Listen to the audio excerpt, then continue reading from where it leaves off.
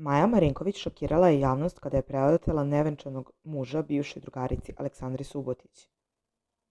Ona je nastavila vezu sa Pecom, od kojeg se ne odvaja, a sada su viđeni zajedno u Novom Sadu.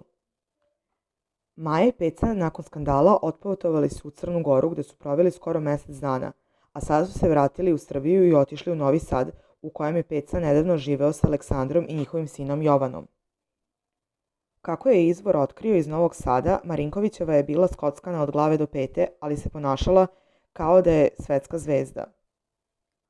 Maja i Peca su nedavno došli u Novi Sad, stalno ih viđam zajedno, često šetaju, njoj su operacije zaista pomogle da se transformiše u labuda, svi dobro znamo kako je nekad izgledala, navodi izvor. Uvek je sređena i vidi se da vodi računa o sebi, ali izgleda umišljeno.